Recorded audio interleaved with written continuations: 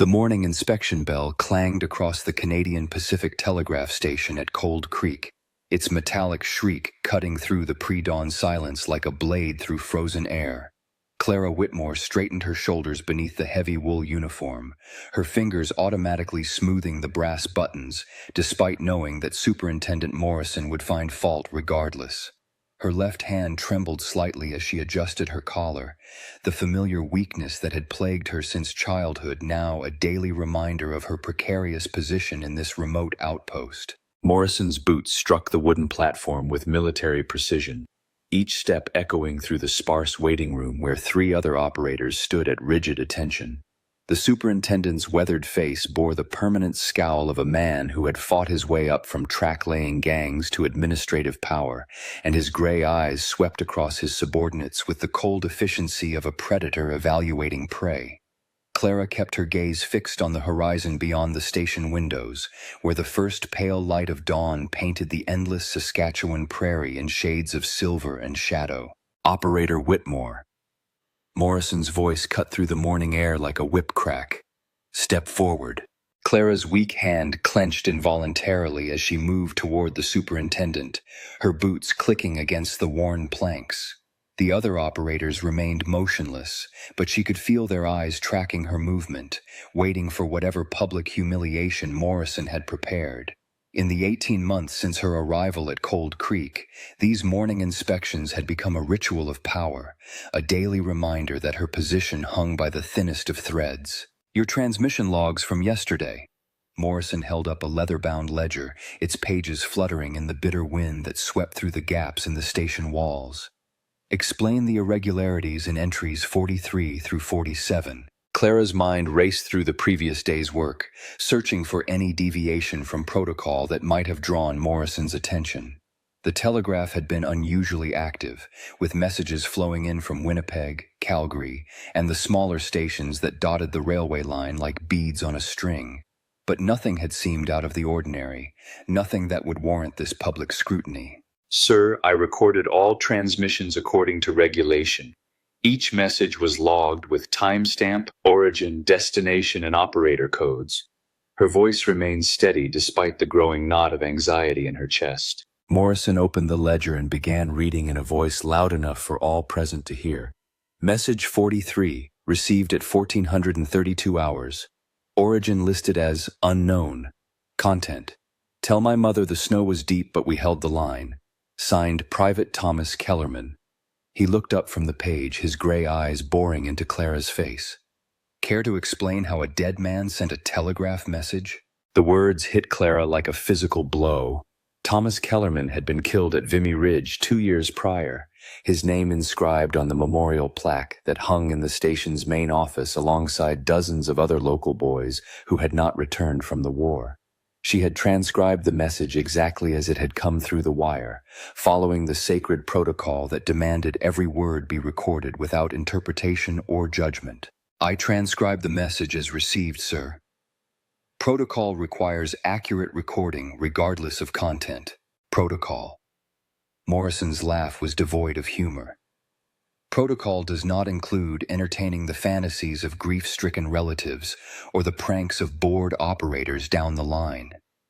You will explain how this message appeared on your wire." Clara's weak hand began to tremble more noticeably, and she pressed it against her thigh to still the movement.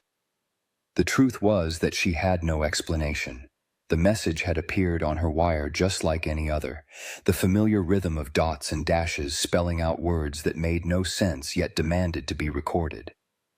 She had checked the sender codes twice, verified the routing information, and found nothing to indicate the message's true origin. "I cannot explain the source, sir, but I recorded it faithfully." Morrison slammed the ledger shut with a sound like a gunshot. "You recorded it faithfully because you lack the intelligence to recognize a hoax when it crosses your wire. This station operates under the authority of the Canadian Pacific Railway, not some spiritualist parlor where the dead speak through telegraph keys." The other operators shifted slightly, their discomfort palpable in the growing tension. Clara caught a glimpse of sympathy in the eyes of Sarah Bennett, the senior night operator, but knew that any show of support would only make her own situation worse. In this isolated outpost, survival depended on maintaining Morrison's favor, and that favor was as changeable as the prairie weather. "You will report to my office after the morning shift," Morrison continued, his voice dropping to a more dangerous quiet. "We will discuss the consequences of allowing personal imagination to interfere with professional duty, and if any similar irregularities appear in your logs, you will find yourself on the next eastbound train with a dismissal letter in your pocket." As Morrison strode away, his boots ringing against the platform, Clara remained at attention until the sound faded into the distance. Only then did she allow herself to breathe normally, her weak hands still trembling from the public humiliation. The other operators dispersed to their positions without comment, leaving her alone with the growing realization that her carefully constructed life at Cold Creek had just shifted onto dangerous ground. The morning shift passed in a blur of routine transmissions, freight schedules, passenger manifests, and administrative communications that flowed through the wire in their usual predictable patterns. Clara's fingers moved across the telegraph key with automatic precision, her training taking over while her mind wrestled with the implications of Morrison's threat. Dismissal would mean returning to Toronto, to the suffocating expectations of her family and the limited opportunities available to a woman with a visible weakness that marked her as unsuitable for most employment. At precisely 1100 hours, as Clara was transcribing a mundane message about grain shipments, her wire began to chatter with a new transmission. She positioned her pencil above the logbook and began to record the familiar rhythm of dots and dashes, her hand moving smoothly across the page until the words took shape. Message received from station unknown. Content. The mud was thick, but we held our position. Tell father his teachings about courage were true. Signed, Corporal James Morrison. Clara's pencil froze above the paper.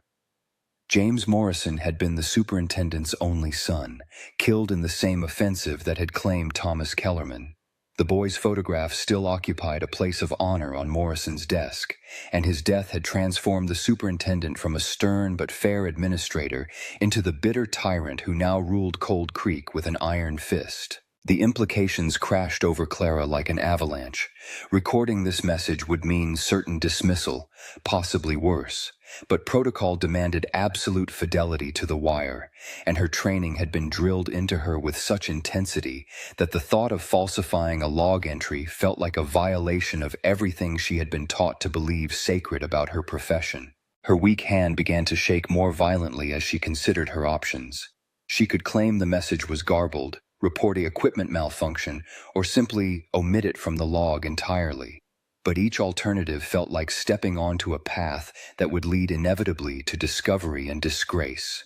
The telegraph system maintained its own checks and balances, and sooner or later, every deviation from protocol would surface. Clara made her choice with the deliberate care of someone defusing an explosive device.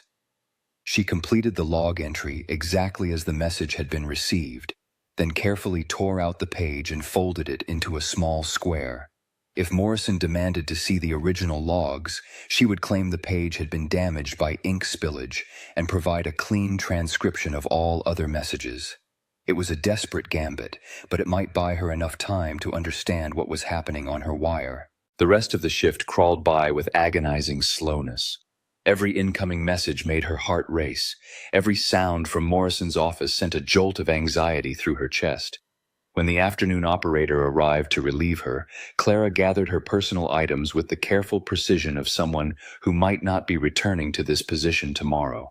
Morrison's office occupied the corner of the station building, its windows providing a commanding view of the railway tracks and the endless expanse of prairie beyond. Clara knocked twice and waited for permission to enter, her weak hand clutching the folded page in her coat pocket like a talisman against disaster. "Sit." Morrison did not look up from the stack of papers on his desk, his pen scratching across an official form with mechanical regularity.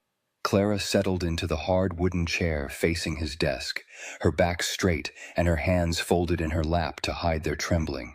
After several minutes of silence, Morrison set down his pen and fixed her with his gray stare. "Explain to me, Operator Whitmore, how a woman with your obvious limitations came to be employed at this station."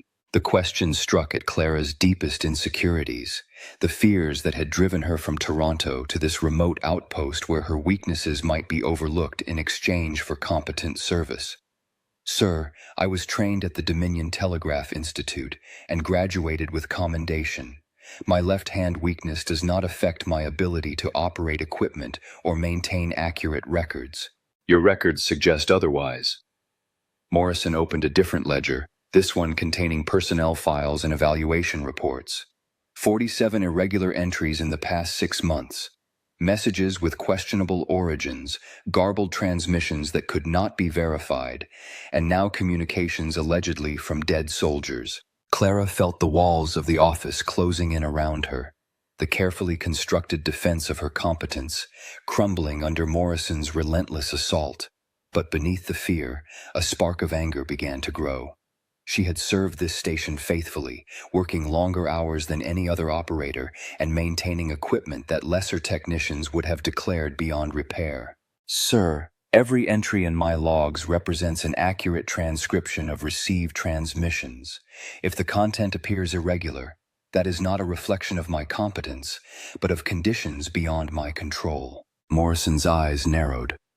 "Conditions beyond your control, such as?" Clara hesitated, knowing that her next words would either save her position or seal her fate. "Atmospheric interference has been unusually heavy this winter. Solar storm activity can cause signal reflection and routing errors. It is possible that old messages are being bounced through the system, creating the appearance of new transmissions." It was a desperate improvisation, but Morrison's expression suggested that the explanation had at least given him pause. Clara pressed her advantage, drawing on every scrap of technical knowledge she had accumulated during her training. "The irregularities follow a pattern consistent with electromagnetic reflection, sir. Messages appear during periods of high solar activity and always originate from unstable routing codes. I believe we may be receiving echoes of old transmissions, possibly dating back several years." Morrison leaned back in his chair, his weathered fingers drumming against the desk surface. Clara could see him weighing her explanation against his desire to find fault, the rational administrator warring with the grief-driven tyrant who saw conspiracy in every shadow. "You will prepare a detailed technical report on these atmospheric irregularities," he said finally, "include frequency analysis, timing correlations, and equipment specifications. If your theory proves correct, it will be forwarded to railway headquarters for investigation. If it proves false, you will be dismissed for incompetence and possible fraud." Clara nodded, knowing that she had just committed herself to an elaborate deception that would require all her skill and intelligence to maintain. "Yes, sir. When do you require the report?" "1 week, and Operator Whitmore." Morrison's voice carried a note of warning that made her skin crawl. "If any more messages from dead soldiers appear in your logs, atmospheric interference will be the least of your concerns." As Clara left Morrison's office, the folded page in her pocket seemed to burn against her skin like a live coal. She had bought herself time, but at the cost of a promise she was not sure she could keep. The dead were speaking through her wire, and she was the only one who could hear them. The evening shift brought no respite from her anxiety. Clara threw herself into routine maintenance tasks, calibrating equipment and cleaning contact points with obsessive precision. But as the station settled into its nighttime quiet and the other operators departed for their quarters, she found herself alone with the telegraph key and the growing certainty that more messages would come. At 2300 hours, her wire began to chatter. The message that arrived at 2300 hours carried the mechanical precision of standard railway communication, but its content made Clara's blood turn to ice water in her veins. She transcribed each word with trembling fingers, her weak hand cramping as she struggled to maintain the steady script that protocol demanded. "Message received from station unknown. Content. The officers said we would be home for Christmas. Mother's letters stopped coming in November. Tell her I forgive the silence. Signed, Lieutenant William Chen." Clara stared at the page, her breath forming small clouds in the unheated station office. William Chen had been killed at Passchendaele in October of 1917. his death reported in the Cold Creek Herald, alongside the photograph of a young man whose smile held no hint of the muddy grave that awaited him. His mother still lived in town, a bent figure in black who haunted the railway platform whenever eastbound trains arrived, as if her son might step down from the passenger car with his kit bag and his stories of foreign places. The implications of recording this message crashed over Clara like winter wind through an open door. Morrison's ultimatum echoed in her memory. Any more messages from dead soldiers would mean immediate dismissal, but the alternative, falsifying official records, represented a violation of everything she had been taught about the sacred duty of telegraph operators to serve as faithful conduits for human communication. Clara made her decision with the desperate calculation of a gambler placing her last bet. She completed the log entry, then carefully removed the page and added it to the folded paper already hidden in her coat pocket. Tomorrow she would claim that equipment malfunction had damaged several log pages, requiring clean transcription of all salvageable messages.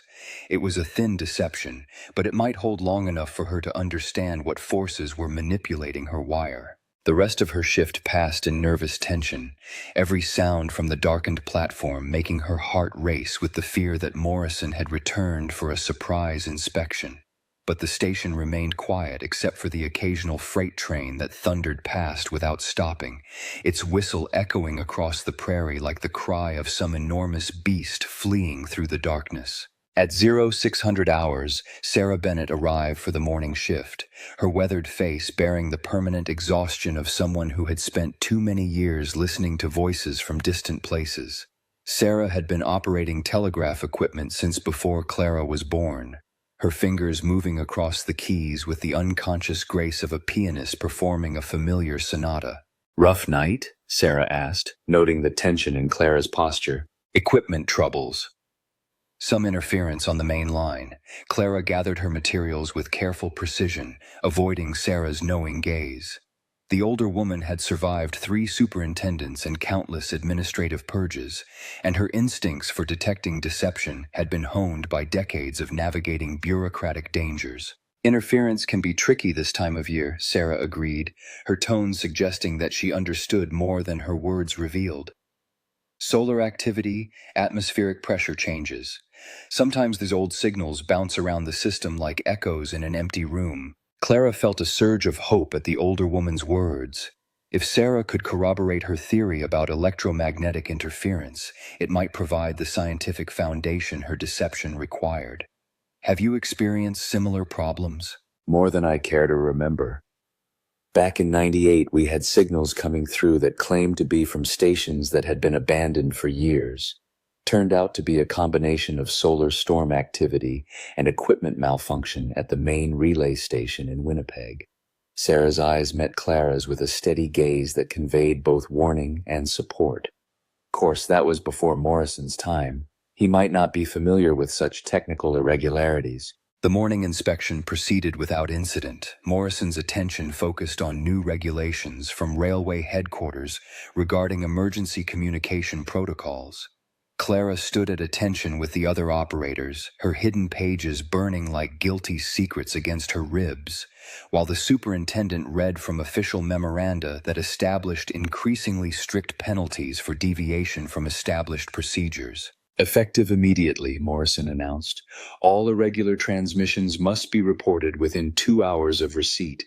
This includes messages with questionable origins, garbled content, or routing codes that cannot be verified through standard channels." His gray eyes swept across the assembled operators, lingering longest on Clara's face. The railway cannot afford to maintain personnel who lack the judgment to distinguish between legitimate communication and deliberate fraud. After Morrison's departure, the operators dispersed to their assigned duties with the subdued efficiency of soldiers who had survived another morning formation. Clara settled at her workstation, the familiar weight of headphones and the smooth surface of the telegraph key providing small comfort against the growing anxiety that threatened to overwhelm her carefully maintained composure. The morning brought a steady stream of routine messages. Supply requisitions, personnel transfers, and weather reports that painted a picture of a transportation system operating with clockwork precision across the vast Canadian landscape.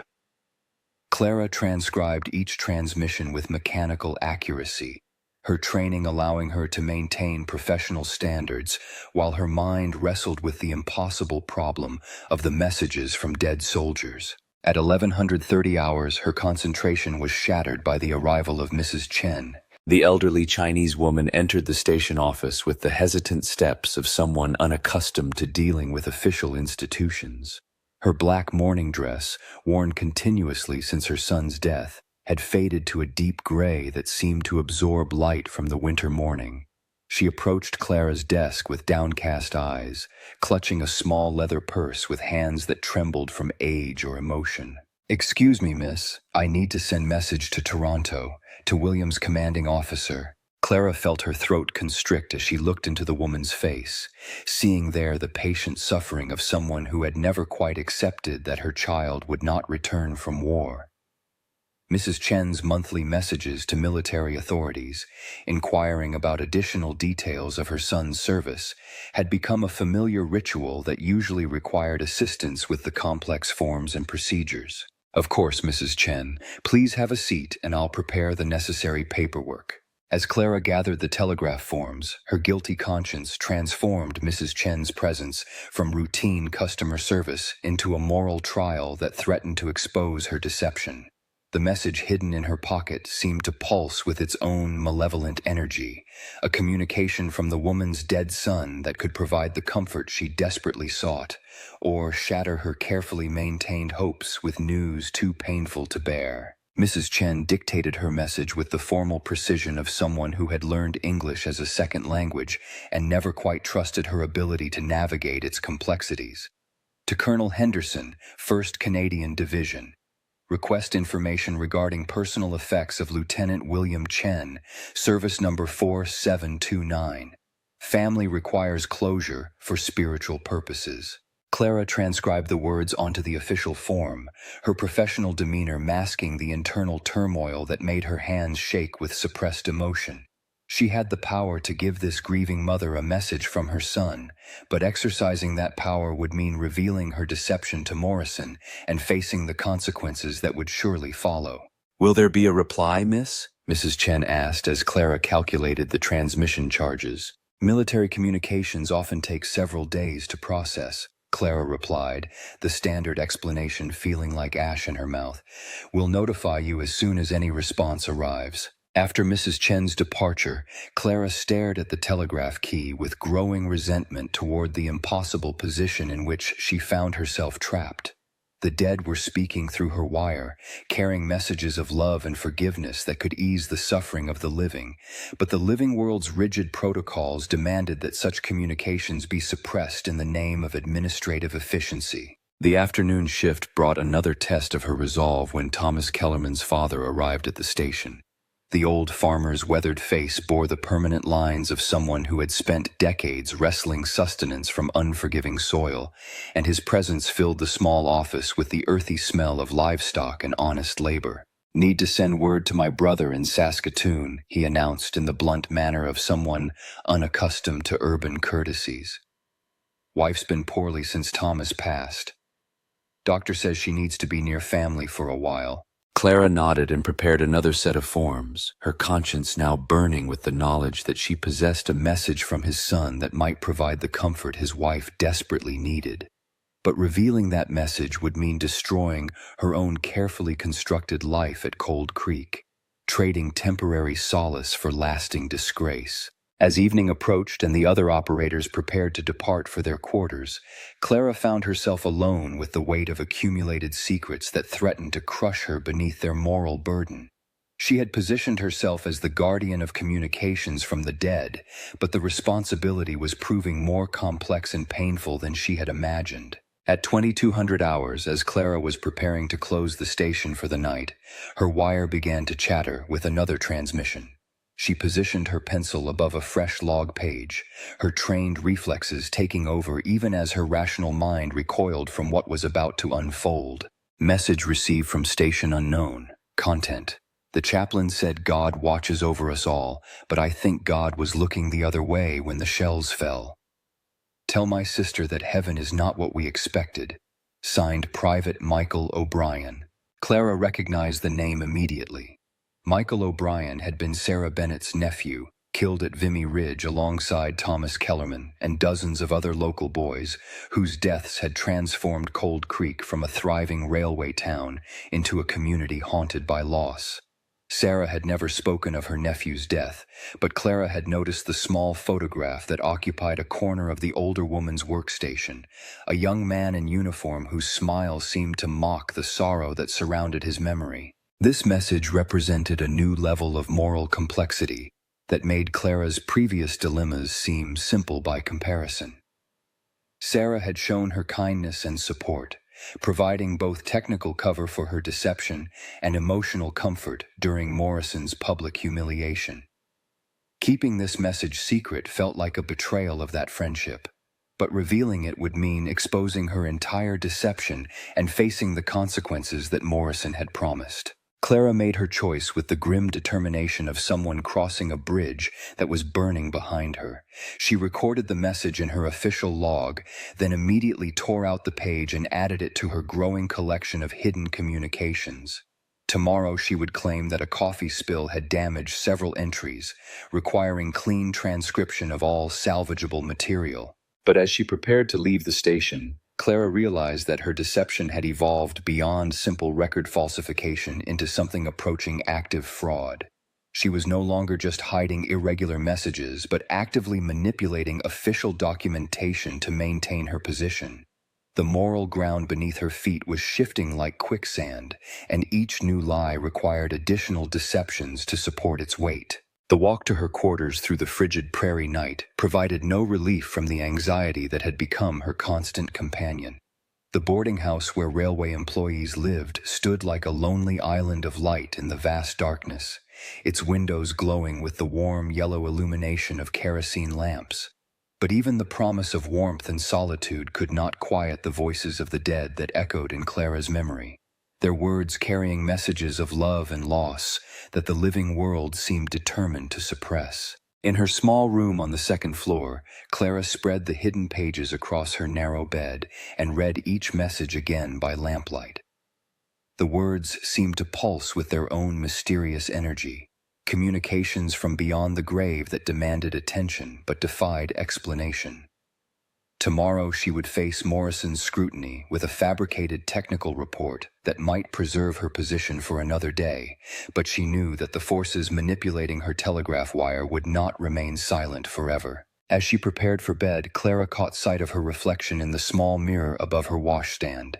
The face that looked back at her belonged to a stranger, a woman whose eyes held secrets too dangerous to share, and whose weak hand trembled not just from physical infirmity, but from the weight of moral choices that grew heavier with each passing hour. Outside her window, the prairie wind carried the distant sound of a freight train heading east toward cities where the dead stayed buried and telegraph wires carried only messages from the living. But Clara knew that she could never return to that simpler world. Not now that she had heard the voices of the dead calling through the darkness, with words too important to ignore. The technical report that Clara submitted to Morrison's office represented 3 sleepless nights of desperate research and careful fabrication. She had consulted every manual in the station library, interviewed maintenance workers about equipment irregularities, and constructed an elaborate theory about electromagnetic interference that wove together just enough scientific truth to support her increasingly fragile deception. The document filled 12 pages with detailed analysis of solar storm cycles, atmospheric pressure variations, and the theoretical possibility that old telegraph messages could bounce through the system like echoes in a canyon. Morrison studied the report with the methodical attention of a prosecutor examining evidence for holes, his gray eyes scanning each page while Clara stood at attention before his desk. The morning sunlight streaming through the office windows illuminated dust motes that danced in the air like tiny spirits, and Clara found herself wondering if the dead might be present even now, watching to see whether their messages would be acknowledged or buried beneath administrative bureaucracy. Your theory is interesting, Operator Whitmore, Morrison said finally, setting the report aside with deliberate care. But theories require verification. You will conduct a comprehensive equipment inspection, documenting every component that might contribute to signal reflection. If atmospheric interference is truly responsible for these irregularities, the evidence will be found in the hardware. Clara's heart sank as she realized that Morrison was not accepting her explanation, but rather setting a trap that would expose her deception when no equipment malfunction could be discovered. Yes, sir. How long do I have to complete the inspection? 48 hours. And Operator Whitmore? Morrison's voice carried the quiet menace of a predator toying with cornered prey. Railway headquarters has expressed interest in your atmospheric theory. If it proves accurate, you may find yourself transferred to a position more suited to your apparent expertise in electromagnetic phenomena. If it proves false, your employment with the Canadian Pacific Railway will be terminated immediately. As Clara left Morrison's office, the weight of her deception pressed down upon her like a physical burden. She had gambled everything on a fabricated scientific theory, and now the inevitable exposure of that lie would mean not just dismissal but professional disgrace that would follow her for the rest of her life. The voices of the dead had trapped her in a web of moral complexity that grew more tangled with each passing day. The morning shift brought a steady stream of routine communications, but Clara's attention was fractured by the knowledge that her time at Cold Creek was measured in hours rather than days. She mechanically transcribed freight schedules and administrative messages while her mind raced through possible escape routes, each more desperate than the last. She could claim sudden illness and flee eastbound before the equipment inspection exposed her lies, but such cowardice would leave the voices of the dead unheard and the grieving families without the comfort their messages might provide. At 1300 hours, Sarah Bennett approached Clara's workstation with a cup of coffee and the careful expression of someone preparing to deliver unwelcome news. The older woman's weathered features bore traces of sleepless nights, and her usual professional composure seemed strained by some internal struggle. "Morrison's got you running scared," Sarah observed, settling into the chair beside Clara's desk. "Equipment inspection for atmospheric interference. Sounds like he's looking for an excuse to clean house. The irregularities in my logs have raised questions about technical competence," Clara replied, maintaining the official explanation while searching Sarah's face for signs of suspicion or support. Sarah sipped her coffee thoughtfully, her eyes focused on the telegraph equipment with the assessing gaze of someone who had spent decades coaxing reliable service from temperamental machinery. Funny thing about irregularities, sometimes they're not irregular at all, just patterns we don't understand yet. The words carried an undertone that made Clara's pulse quicken with hope and fear. "What do you mean?" "Been working these wires for 23 years, seen things that would make Morrison's hair stand on end if he had the sense to pay attention." Sarah's voice dropped to a conspiratorial whisper that barely carried above the ambient noise of the station. Messages that come through during the deep watches, when most folks are sleeping and the electromagnetic field settles into strange patterns. Messages from places that don't exist anymore, from people who've been gone so long their names are carved on stone. Clara felt her breath catch in her throat as she realized that Sarah might know about the messages from dead soldiers. "Have you ever reported such irregularities to supervisory personnel?" "Once, back in '99, when Superintendent Walsh was running this station. Thought he should know about the unusual signal patterns I'd been documenting." Sarah's laugh was bitter with remembered pain. "Walsh called me into his office, just like Morrison called you, questioned my competence, threatened my position, demanded technical explanations I couldn't provide. What happened? I learned to keep my mouth shut and my logs clean. Some truths are too dangerous for official recognition, especially when they threaten the comfortable assumptions that keep men like Morrison in power." Sarah finished her coffee and stood to leave, but paused beside Clara's chair with a final whispered warning. "Be careful what you choose to record, and more careful what you choose to hide. The dead have long memories, and they don't forgive those who silence their voices." As Sarah returned to her own workstation, Clara struggled to process the implications of their conversation. If the older woman knew about the messages from dead soldiers, she might be willing to provide support for Clara's deception, but she might also represent a threat if Morrison questioned other operators about unusual transmissions. The web of secrecy surrounding the mysterious messages was larger and more complex than Clara had imagined. The afternoon brought a development that shattered Clara's remaining composure when Mrs. O'Brien arrived at the station in the company of Father McKenna, the elderly priest who served Cold Creek's small Catholic community. The woman's red-rimmed eyes and trembling hands spoke of grief too fresh to bear, while the priest's grave expression suggested that he was struggling with questions that his theological training had not prepared him to answer. "Miss Whitmore," Father McKenna began, his Irish accent thick with emotion, "Mrs. O'Brien has come to me with a most unusual request. She claims to have received a message from her deceased son through dreams, and she wishes to send a reply through official channels." Clara's blood turned to ice as she realized that the message she had hidden from Sarah might somehow be connected to this desperate mother's supernatural experiences. "I'm afraid telegraph service is limited to communication between living persons, Father. We cannot facilitate correspondence with the deceased." "Of course not," the priest agreed, his tone suggesting internal conflict between rational skepticism and pastoral compassion. "But Mrs. O'Brien is convinced that her son is trying to communicate with his sister in Vancouver, and she fears that his soul cannot find peace until the message is delivered." Mrs. O'Brien clutched the priest's arm with desperate intensity, her voice breaking as she spoke. "He came to me in dreams, miss. Clear as daylight. Said heaven isn't what the church taught him to expect. Said he needs Margaret to know the truth about what happened over there." She fumbled in her purse and produced a crumpled piece of paper covered with shaky handwriting. "I wrote down every word, just like he told me. Please, miss. I know it sounds mad, but I can feel him nearby, waiting for someone to listen." Clara stared at the paper in Mrs. O'Brien's hands, knowing that it might contain words that matched the hidden message burning in her coat pocket. The temptation to reveal what she knew was almost overwhelming, but doing so would mean exposing her entire deception and facing the consequences that Morrison had promised. "Telegraph regulations require proper sender identification and payment of standard rates," Clara replied, her professional training providing refuge from the moral complexity of the situation. "I cannot process a message allegedly from a deceased person." Mrs. O'Brien's face crumpled with disappointment and renewed grief, her last desperate hope for connection with her son crushed by bureaucratic indifference.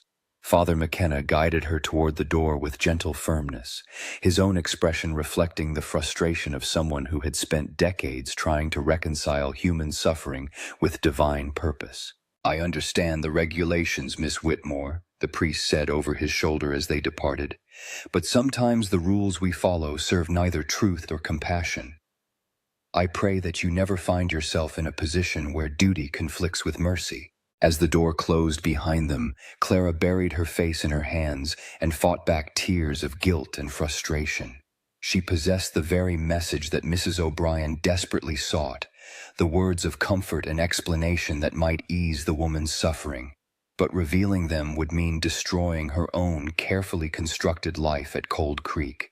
The voices of the dead had trapped her in an impossible choice between personal survival and moral responsibility. The remainder of her shift passed in a haze of anxiety and self-recrimination. Clara mechanically processed routine transmissions while her conscience waged war with her survival instincts, neither side able to claim decisive victory. When evening arrived and the other operators departed for their quarters, she found herself alone with the telegraph equipment and the growing certainty that the forces manipulating her wire would not remain silent much longer. At 2100 hours, as Clara was preparing her fabricated equipment inspection report, her wire began to chatter with a transmission that would change everything. She positioned her pencil above a fresh log page, her trained reflexes taking over even as her rational mind recoiled from what was about to unfold. Message from Station Identification, Quebec 77. Content: This is Deputy Marshal Thomas Hendricks, Royal Canadian Mounted Police. We have intercepted unauthorized communications originating from your station. Prepare for immediate inspection and seizure of all telegraph equipment and records. Clara's pencil froze above the page as the implications crashed over her like an avalanche. Quebec 77 was the identification code for the RCMP detachment at Regina, and Deputy Marshal Hendricks was a real person whose reputation for relentless investigation had become legendary throughout the Prairie provinces. But the message made no sense. Unauthorized communications required a complainant and formal legal process before police intervention, and her deception involved record falsification rather than illegal transmission. Unless someone had discovered the messages from dead soldiers and reported them to authorities as evidence of fraud or sedition. Clara completed the log entry with trembling hands, then immediately tore out the page and added it to her growing collection of hidden documents. But this time, the familiar gesture felt less like protection than preparation for flight. If the RCMP was truly coming to inspect her records, they would discover the gaps in her logs and demand explanations she could not provide without revealing the supernatural communications that had started her down this path of deception. As she gathered her personal belongings and prepared to leave the station, Clara realized that her time for passive concealment had ended. The forces that had been speaking through her wire were preparing for some kind of confrontation, and she would need to choose sides in a conflict between the living and the dead that she barely understood. The walk to her quarters through the bitter prairie night felt like a march toward execution. Tomorrow would bring either vindication or destruction, and Clara knew that her carefully constructed life at Cold Creek was balanced on the edge of a precipice that grew more unstable with each passing hour. The voices of the dead had given her a terrible gift, and now she would learn whether that gift was salvation or damnation. Clara did not sleep that night. She sat by her window watching the darkness for signs of approaching lawmen. The hidden messages spread across her bed like evidence in a trial where she served as both defendant and jury. The words of the dead seemed to glow in the lamplight, each communication carrying the weight of love and loss that the living world had deemed too dangerous for official acknowledgement. By dawn, she had made her decision with the cold clarity that comes only in moments when all illusions have been stripped away. The morning inspection bell found Clara already dressed and waiting on the station platform, her personal belongings packed in a single carpet bag and the hidden messages secured in an envelope addressed to Father McKenna. If the RCMP was coming for her records, she would ensure that the voices of the dead reached their intended recipients before official silence could bury them forever. Morrison's boots rang against the wooden planks with their usual military precision, but this morning his weathered face bore an expression of satisfaction that made Clara's skin crawl with foreboding. "Operator Whitmore, step forward for special assignment." Clara moved toward the superintendent with the steady pace of someone walking to her own execution. The other operators remained at attention, but she could feel their eyes tracking her movement with the morbid fascination that accompanies public disgrace. Morrison held a telegram form in his hands, its official letterhead visible even at distance. This communication arrived at 0500 hours from the Regional Administrative Office in Winnipeg. You are hereby reassigned to special duties pending completion of your equipment inspection report. Morrison's gray eyes glittered with malicious pleasure as he continued reading. Effective immediately, you will surrender all station keys, logbooks, and official materials to your replacement operator.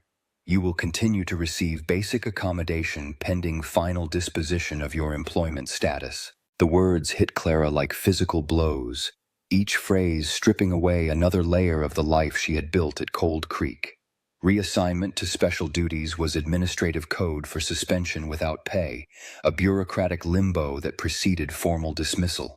Morrison was removing her from active duty before the RCMP inspection could expose her deception, ensuring that any scandal would be contained and attributed to individual incompetence rather than systemic failure. Sir, I request the opportunity to complete my equipment inspection as previously assigned. Morrison's laugh was devoid of humor. Your inspection privileges have been revoked pending investigation of irregularities in your maintenance reports. Operator Jensen will assume responsibility for technical assessments. He gestured toward a thin young man whose nervous expression suggested that he had been recruited specifically to rubber stamp whatever conclusions Morrison desired. As Clara surrendered her station keys and official materials, she caught Sarah Bennett's eye across the platform. The older woman's face bore an expression of sympathetic understanding that spoke of similar experiences with administrative persecution. Sarah nodded almost imperceptibly toward the envelope in Clara's hand, a gesture that might have meant encouragement or warning or simple acknowledgement of shared secrets, too dangerous for public discussion.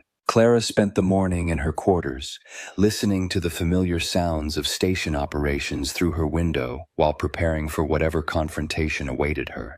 At precisely noon, as she had expected, heavy boots rang against the boarding house stairs and a firm knock echoed through her door. She opened it to find Deputy Marshal Thomas Hendricks standing in the hallway, his imposing figure filling the doorframe with an authority that made Morrison's petty tyranny seem insignificant by comparison.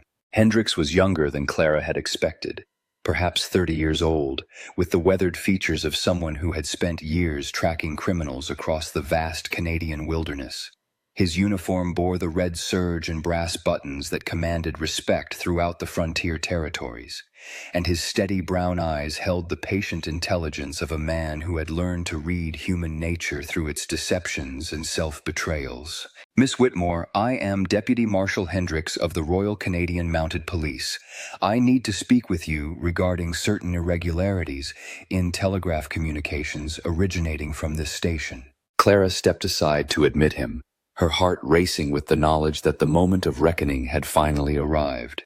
Hendricks entered her small room and positioned himself near the window, his trained gaze taking inventory of her belongings with professional thoroughness. He noticed the packed carpet bag, the envelope addressed to Father McKenna, and the subtle signs of someone preparing for hasty departure. Planning to travel, Miss Whitmore? I have been reassigned to special duties pending completion of administrative review. I thought it prudent to prepare for possible relocation. Clara settled into the room's single chair, leaving Hendricks to stand in a position that emphasized his physical and legal authority. Your superintendent has reported unusual activities in your telegraph logs, messages with questionable origins, content that suggests possible fraud or seditious communication. Hendricks produced a notebook and pencil, his movements deliberate and unhurried. I need you to explain the source of these irregular transmissions.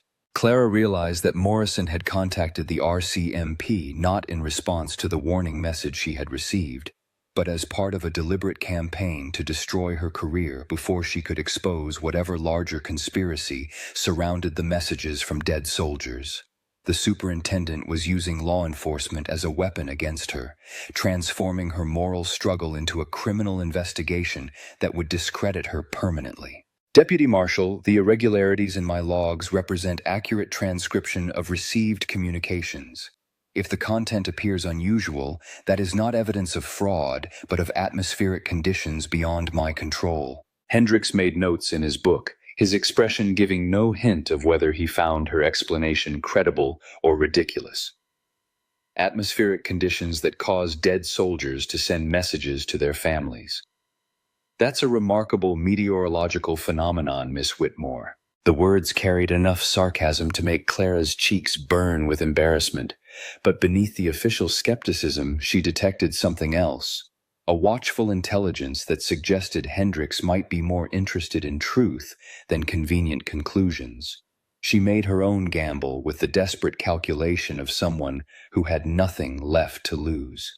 Deputy Marshal, have you ever investigated cases involving supernatural communications, messages from deceased persons that cannot be explained through conventional means? Hendricks stopped writing and looked up from his notebook, his brown eyes studying Clara's face with renewed attention. Why do you ask? Because the messages in my logs were not fabricated for fraudulent purposes. They were transcribed exactly as received, from sources I cannot identify or explain. Clara reached for the envelope addressed to Father McKenna, her weak hand trembling as she made the decision that would either save or damn her. If you are truly interested in understanding these irregularities, you should examine the communications I was ordered to suppress. She handed Hendricks the envelope containing the hidden messages, watching his expression change as he realized the significance of what she was offering. The deputy marshal opened the envelope and examined the pages with the careful attention of someone trained to evaluate evidence, his eyes moving across the handwritten transcriptions while his face remained professionally neutral. These messages were received through your telegraph equipment but not recorded in official logs, he asked after several minutes of silence. They were recorded initially, then removed on orders from Superintendent Morrison. He claimed that communications allegedly from deceased persons represented fraud or incompetence that could not be tolerated in official records. Hendricks folded the messages and returned them to the envelope, but Clara noticed that he did not give them back to her. Miss Whitmore, what do you believe is the source of these transmissions? The question hung in the air between them like smoke from a pistol shot. Clara realized that her answer would determine not just her own fate, but potentially the fate of every grieving family in Cold Creek who might find comfort in messages from their lost sons and brothers.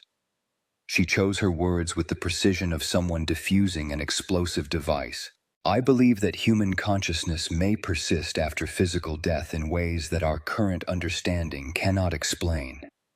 I believe that strong emotional connections between the living and the dead may create conditions that allow communication across the boundary between life and death. And I believe that dismissing such communications as fraud or delusion does a disservice to both the dead who seek to speak and the living who desperately need to hear their voices. Hendricks studied her face for a long moment, his expression revealing nothing of his internal thoughts. Then he returned his notebook to his pocket and moved toward the door with the decisive movements of someone who had reached an important conclusion. Miss Whitmore, you will remain available for further questioning as this investigation proceeds. Do not leave Cold Creek without official permission. He paused at the door, his hand on the knob. And Miss Whitmore, the next time you receive one of these unusual communications, you will notify me immediately rather than concealing it from official scrutiny. After Hendricks departed, Clara sat in stunned silence as she tried to process the implications of their conversation. The deputy marshal had neither arrested her nor dismissed her claims as delusion, but had instead given her instructions that suggested the investigation would continue. More importantly, he had kept the hidden messages, treating them as evidence rather than fantasy.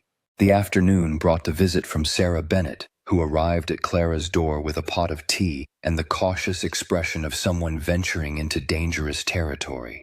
The older woman settled into the room's second chair with the familiar movements of someone who had navigated many such crises during her long career. Heard you had a visit from the law, Sarah began, pouring tea with steady hands despite the tension that surrounded them both. Morrison's been strutting around the station like a rooster in a henhouse, telling anyone who'll listen about his successful campaign to clean up irregular operations. Deputy Marshal Hendricks was professional and thorough. I answered his questions honestly and provided what assistance I could with his investigation. Sarah sipped her tea thoughtfully, her weathered features reflecting decades of accumulated wisdom about the complexities of institutional politics. Honesty's a dangerous commodity in a place like this. Sometimes the truth serves justice, and sometimes it just gives your enemies better ammunition. Sarah, how long have you known about the messages from dead soldiers? The older woman's cup rattled against its saucer as she set it down with more force than necessary. Long enough to understand that some secrets are too dangerous for casual conversation. Long enough to know that certain truths can destroy the people who speak them, even when those truths might comfort the living and honor the dead. Clara leaned forward in her chair, sensing that Sarah might finally be willing to share the knowledge she had guarded for so many years. Have you received such messages yourself? My nephew Michael, 2 nights after you started hiding pages from your logs, came through on the night wire when I was alone at the station. Sarah's voice dropped to a whisper thick with suppressed emotion. Said he was sorry for the things he had to do during the war. Said heaven wasn't punishment or reward, just a place where truth couldn't be hidden anymore. The admission hung between them like a bridge across a dangerous chasm. Clara realized that she was not alone in her struggle with the voices of the dead, that the supernatural communications represented a phenomenon affecting multiple operators who had learned to hide their experiences from official scrutiny. Why didn't you tell me? Because telling would have made you an accomplice in my deception, rather than just a victim of your own. Because some burdens are too heavy to share, even when sharing might make them easier to bear. Sarah finished her tea and stood to leave, but paused beside Clara's chair with a final warning. Be careful what you choose to trust Deputy Marshal Hendricks with. Law enforcement serves order, not truth, and sometimes those two things are enemies rather than allies. That evening, as Clara prepared for another sleepless night, her door was opened by an unexpected visitor. Father McKenna stood in the hallway, the envelope she had prepared for him clutched in his weathered hands. The priest's expression bore the complex mixture of wonder and fear that accompanies encounters with mysteries that challenge fundamental assumptions about the nature of reality. Miss Whitmore, I must speak with you about the contents of this envelope. The messages you have transcribed. They contain information that no living person could possess. Clara admitted the priest and listened as he explained how the communications matched details from confessions he had heard from dying soldiers, secrets that the dead had carried with them to their graves and that their families had never known. The messages represented not just evidence of survival after death, but proof that the boundary between the living and the dead was more permeable than theology had taught him to believe. What do you want me to do with this knowledge, Father? The priest clutched the envelope with trembling hands, his faith struggling to accommodate truths that his training had never prepared him to accept.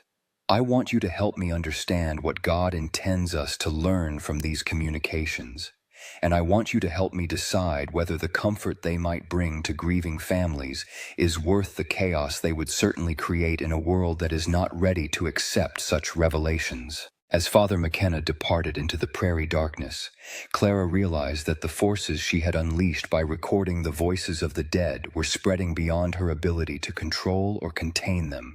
Tomorrow would bring new challenges and new moral choices, but tonight she would rest in the knowledge that she was no longer alone in her struggle with truths too dangerous for easy acceptance. The summons came at dawn with the harsh clang of the emergency bell, its urgent rhythm cutting through the morning stillness like a cry of alarm across the frozen prairie. Clara dressed quickly and hurried to the station, where she found the platform crowded with townspeople whose faces bore the tense expressions of a community confronting crisis. Deputy Marshal Hendricks stood beside Morrison's office door, his red serge uniform stark against the weathered wood, while inside the building voices rose in heated argument that carried clearly through the thin walls. The situation has escalated beyond local administrative control, Hendricks announced to the assembled crowd, his voice carrying the authority of someone accustomed to maintaining order in chaotic circumstances. As of this morning, this telegraph station is under federal investigation for irregularities that may constitute fraud against the Canadian Pacific Railway and seditious communication with foreign agents. Clara felt her blood turn to ice as she realized that Morrison had escalated his campaign of persecution to include charges of treason. The superintendent was not content with simple dismissal, but was seeking to destroy her completely, using the mysterious messages as evidence of criminal conspiracy rather than supernatural phenomenon. The faces around her reflected a mixture of curiosity and suspicion, neighbors who had known her for 18 months now viewing her as a potential threat to their isolated community. Morrison emerged from his office accompanied by two men Clara did not recognize, their expensive suits and official bearing marking them as representatives from railway headquarters in Montreal. The taller man carried a leather briefcase filled with legal documents, while his companion clutched a thick file that Clara suspected contained detailed reports of her alleged misconduct. Morrison's face bore the triumphant expression of someone who had successfully orchestrated the destruction of an enemy. "Ladies and gentlemen," the tall man began, his Eastern accent sounding foreign and pretentious in the prairie morning, I am Regional Inspector Davies from Canadian Pacific Administration. We have received reports of irregular communications originating from this station, including messages that appear to be coded correspondence with unauthorized parties. As of this moment, all telegraph operations are suspended pending completion of our investigation. The announcement struck the assembled townspeople like a physical blow. Cold Creek depended on telegraph communication for everything from supply orders to emergency medical consultation, and cutting that lifeline would isolate the community from the outside world, just as winter was tightening its grip on the prairie.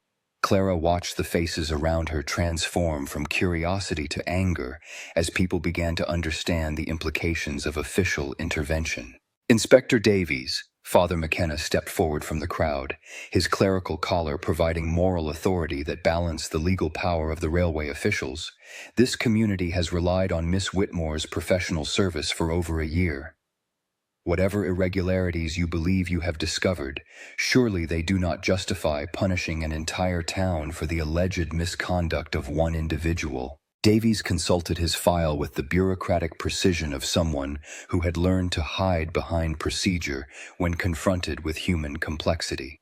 The irregularities in question include communications allegedly from deceased military personnel, messages with unverifiable origin codes, and systematic falsification of official logs to conceal these activities. Such behavior suggests either gross incompetence or deliberate fraud, either of which constitutes grounds for immediate suspension of service. Mrs. Chen pushed through the crowd, her small figure dignified despite the worn mourning dress that marked her as one of the war's countless victims.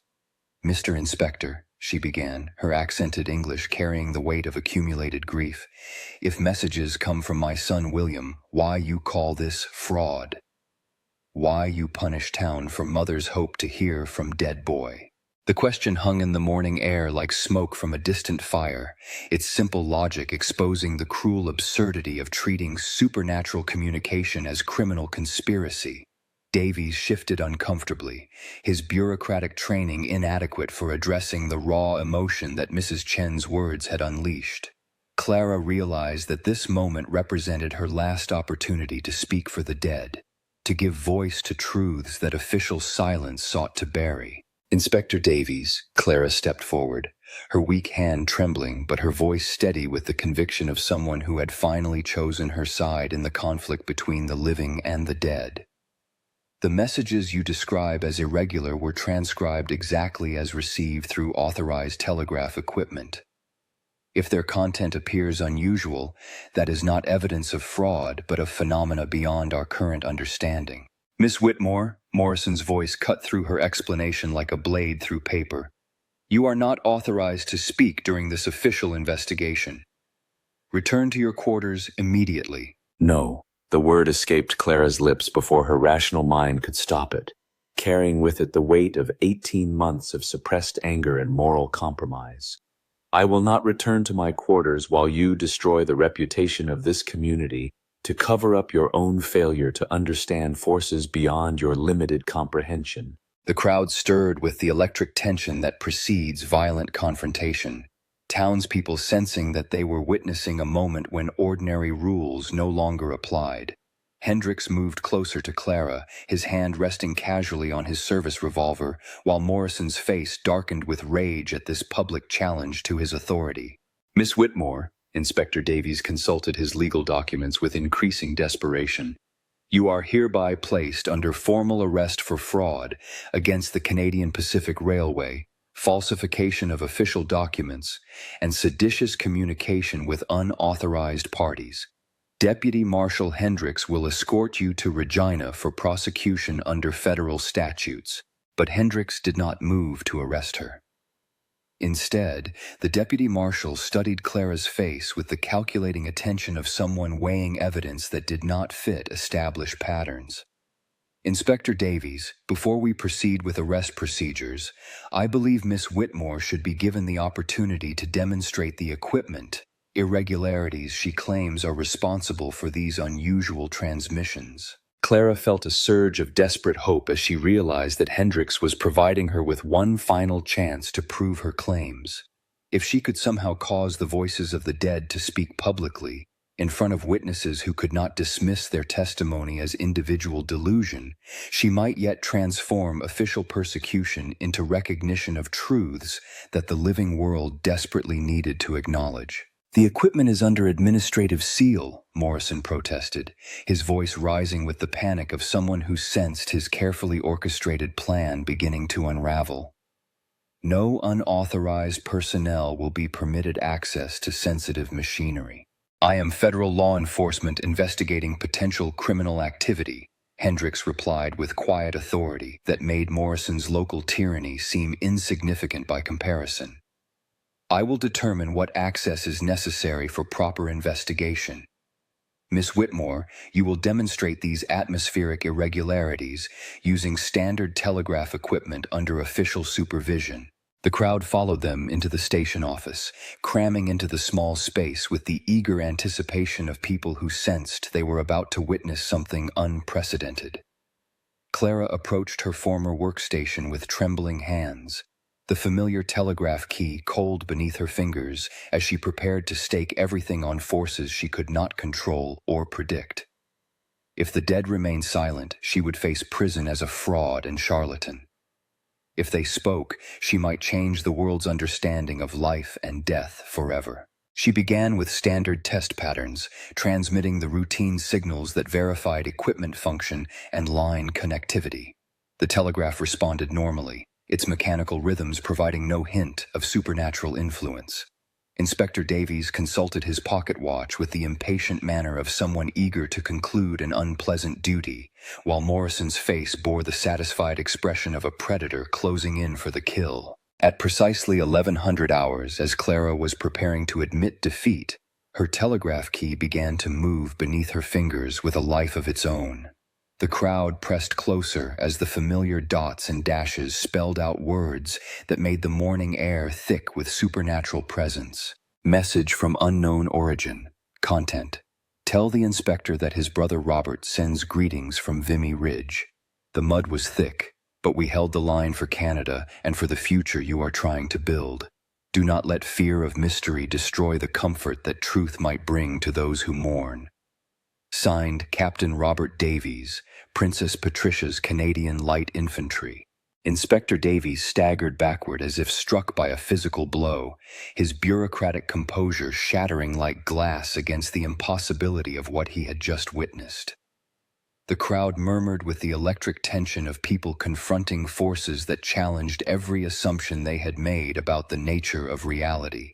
Clara looked up from the telegraph key to meet Hendricks's steady gaze, seeing there a mixture of wonder and fear that reflected her own emotional state. "Inspector Davies," Clara said quietly, "Captain Robert Davies was your brother, was he not? Killed at Vimy Ridge in April of 1917 while serving with Princess Patricia's Canadian Light Infantry?" Davies nodded wordlessly, his throat working as he struggled to process the implications of receiving a message from a brother whose death had shaped his entire adult life. The legal documents in his briefcase suddenly seemed insignificant compared to the possibility that love might transcend even death itself, that the boundary between the living and the dead might be more permeable than anyone had dared to hope. "How?" Davies whispered, his voice barely audible above the crowd's anxious murmuring. "How is this possible?" Before Clara could answer, the telegraph key began moving again, spelling out another message that would transform the gathering from official investigation into something approaching religious revelation. "Message from unknown origin. Content. This is Lieutenant Colonel Andrew Morrison, 1st Canadian Division. Tell my son Thomas that pride and grief have made him forget the lessons I tried to teach about mercy and understanding. The dead forgive those who doubt, but they cannot forgive those who silence voices that speak only of love. Signed, Lieutenant Colonel Andrew Morrison." Morrison's face went white as the message identified him as the son of a decorated officer whose death had been reported in the Cold Creek Herald 3 years earlier. Clara realized that the superintendent's brutal enforcement of regulations stemmed not from administrative zeal but from grief and guilt that had poisoned his judgment and transformed him into an enemy of the very comfort his father's memory might have provided. The crowd stirred with the complex emotions of people who had witnessed impossible things. their faces reflecting wonder and fear in equal measure. Some wept openly as they began to understand that their lost sons and husbands might not be gone forever, while others recoiled from implications that challenged the fundamental assumptions upon which they had built their understanding of existence. "This is a trick," Morrison said desperately, his voice cracking with strain as he fought to maintain the rational worldview that had sustained him since his father's death. Electromagnetic interference, equipment malfunction, deliberate manipulation by someone with access to military records. But his protests sounded hollow even to his own ears, overwhelmed by the evidence of his own senses and the testimony of witnesses whose integrity could not be questioned. Father McKenna stepped forward from the crowd, his clerical authority providing a bridge between supernatural revelation and religious understanding. "My friends," the priest began, his Irish accent thick with emotion, "we have witnessed something that challenges our understanding but need not destroy our faith. If the dead can speak to the living, if love transcends even death itself, then perhaps we have been given a glimpse of divine mystery that calls us to greater compassion rather than greater fear." The crowd began to disperse slowly, townspeople departing in small groups to discuss and process what they had experienced. Clara remained at the telegraph station, her hands still resting on the key that had become a conduit between worlds. Inspector Davies approached her with the humble manner of someone whose certainties had been shattered by truths too large for bureaucratic comprehension. "Miss Whitmore," he began, his Eastern accent now sounding uncertain rather than authoritative, "I must ask you to continue monitoring these communications under official supervision. If the dead are truly speaking through telegraph wires, then we need to understand the implications for both the living and the administration of our communication systems." As the morning dissolved into afternoon, Clara found herself at the center of a transformation that extended far beyond her personal struggle with supernatural forces. The voices of the dead had finally been heard by the living world, and nothing would ever be quite the same again. The commission that arrived from Ottawa 3 weeks later carried the authority of the federal government and the bewildered expressions of men confronting phenomena that existing bureaucracies had never anticipated. Clara watched from her reinstated position at the telegraph station as black automobiles disgorged officials whose expensive overcoats and leather briefcases marked them as representatives of a world far removed from the harsh realities of prairie life. The lead commissioner, a silver-haired man named Sir William Mackenzie, had served as Deputy Minister of Communications for 15 years. But nothing in his administrative experience had prepared him for investigating conversations with the dead. The hearing convened in the Cold Creek schoolhouse, its single room packed with townspeople whose lives had been transformed by 3 weeks of regular communication with deceased relatives. Mrs. Chen sat in the front row, clutching transcripts of 17 messages from her son William, each one providing details of his military service that she had never known and comfort that no living person could have offered. Beside her, Mrs. O'Brien held similar documents from her son Michael, while throughout the room other grieving families displayed evidence of communications that had bridged the gap between life and death with words of love and forgiveness. "Ladies and gentlemen," Sir William began, his cultured voice carrying the weight of governmental authority, "we have convened this commission to investigate reports of supernatural communications received through Canadian Pacific telegraph equipment. Our purpose is not to validate or invalidate these claims, but to establish protocols that protect both the integrity of our communications infrastructure and the welfare of Canadian citizens who may be affected by such phenomena." Clara took her place at the witness table with the steady composure of someone who had learned to navigate between worlds that most people could not imagine. Beside her sat Deputy Marshal Hendricks, whose investigation had evolved from criminal prosecution to scientific documentation of events that challenged every assumption about the nature of human consciousness. Father McKenna occupied the chair to her left, his theological training pressed into service as interpreter of mysteries that transcended conventional religious understanding. "Miss Whitmore," Sir William consulted a thick file of testimony and evidence, "you have claimed that deceased military personnel are communicating through telegraph equipment under your operation. Please explain to this commission how such communication is technically possible. Clara had spent weeks preparing for this moment, consulting every scientific text available while struggling to understand forces that seemed to operate beyond the boundaries of physics. Sir William, I believe that human consciousness persists after physical death in forms that remain largely unknown to current scientific understanding. Under certain atmospheric conditions, particularly during periods of intense electromagnetic activity, this persistent consciousness can influence telegraph equipment to transmit messages across the boundary between life and death. The commissioners exchanged glances that reflected their struggle to reconcile supernatural claims with rational governance. Sir William made careful notes while his colleagues whispered among themselves, their expressions ranging from skeptical doubt to cautious fascination. Clara realized that these men were facing the same moral complexity that had tormented her for months, forced to choose between comfortable denial and uncomfortable truth. Miss Whitmore, what evidence can you provide to substantiate these remarkable claims? Before Clara could respond, the schoolhouse door opened to admit Morrison, his uniform bearing new insignia that marked his recent promotion to regional superintendent. The past 3 weeks had transformed him from bitter tyrant to reluctant convert, his father's messages from beyond death forcing him to confront the grief and guilt that had poisoned his judgment for years. He carried a leather portfolio filled with documentation that would prove crucial to the commission's understanding. Sir William, Morrison began, his voice carrying the humble tone of someone who had learned hard lessons about the limits of rational control. I have prepared comprehensive technical reports documenting the electromagnetic conditions present during supernatural transmissions. The evidence suggests that these communications occur during specific atmospheric phenomena that create temporary channels between our world and whatever realm the deceased inhabit. Morrison's testimony carried special weight because of his initial opposition to Clara's claims, His conversion from skeptic to believer, providing powerful evidence that the supernatural communications represented genuine phenomena rather than elaborate fraud.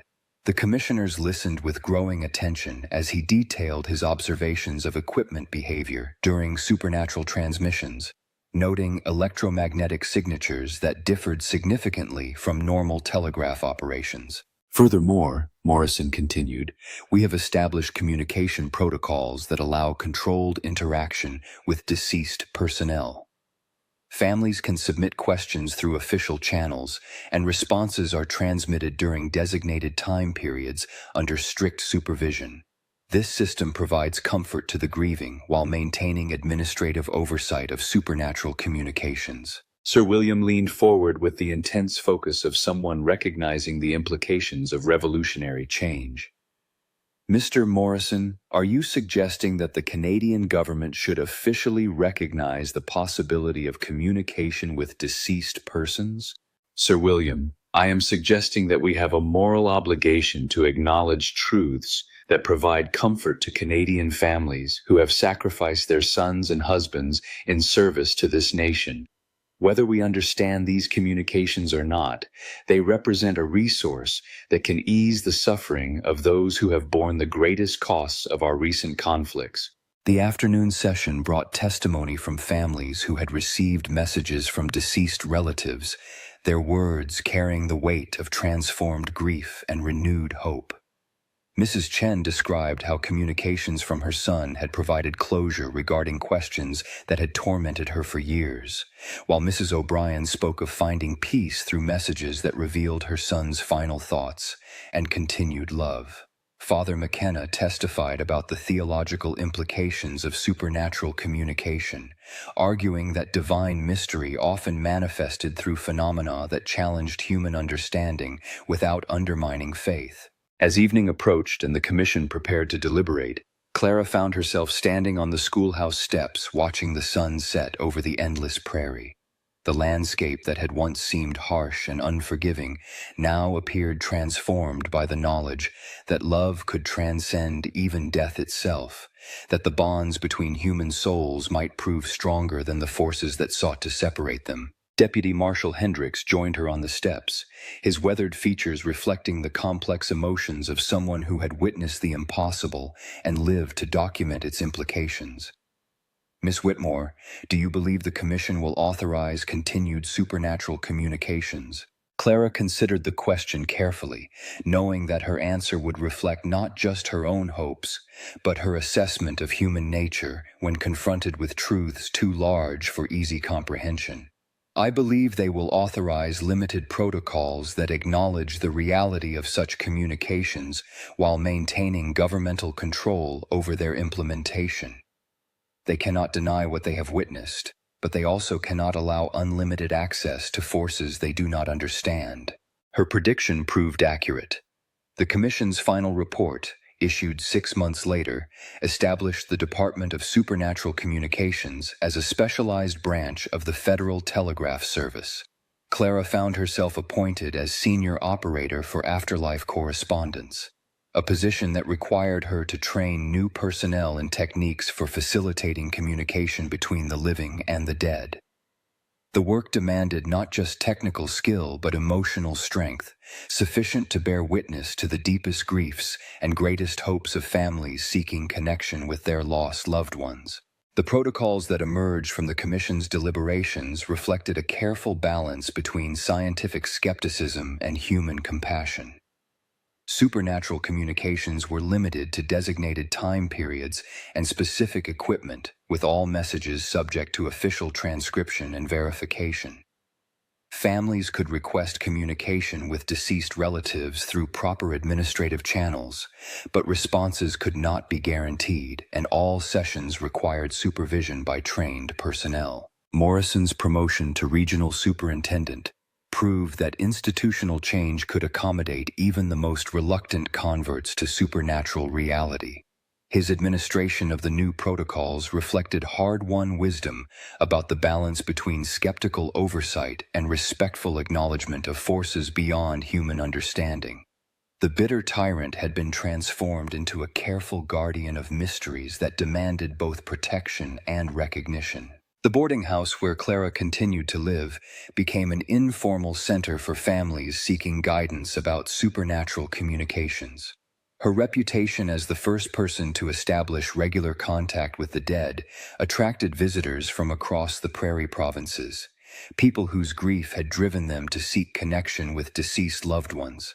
She found herself serving not just as telegraph operator, but as counselor and interpreter, helping families understand the implications of messages that bridge the gap between life and death. On quiet evenings, when the station closed and the prairie wind carried the sound of distant trains Across the endless landscape, Clara would sometimes receive personal messages that reminded her of the profound responsibility she had accepted.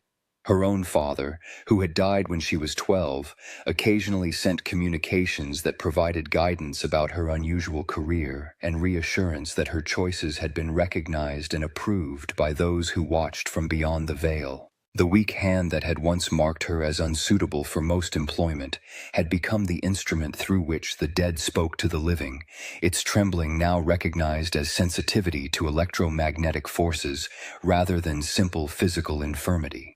Clara's disability had been transformed into a gift that allowed her to serve as bridge between worlds that most people could not imagine, her limitation becoming the foundation for a calling that few others could fulfill. Years later, when historians wrote about the establishment of supernatural communications in Canada, they would identify Clara's moral courage as the catalyst that transformed official denial into institutional recognition. Her refusal to silence the voices of the dead had created new possibilities for human understanding, expanding the boundaries of what government and society could acknowledge as real and important. But on the spring morning when the Commission issued its final report, Clara stood at her telegraph station listening to the familiar chatter of voices from beyond death, their words carrying messages of love and forgiveness that would help heal a nation still scarred by war and loss. The dead had found their voice through her willingness to hear them, and the living world would never be quite the same again. The protocol she had helped establish would endure for generations, a testament to the possibility that human consciousness could transcend even death itself, that love could bridge any gap, and that truth spoken with sufficient courage could transform even the most resistant institutions. In the end, the telegraph operator's secret had become humanity's gift to itself, the knowledge that no separation need be permanent, no loss beyond the reach of hope.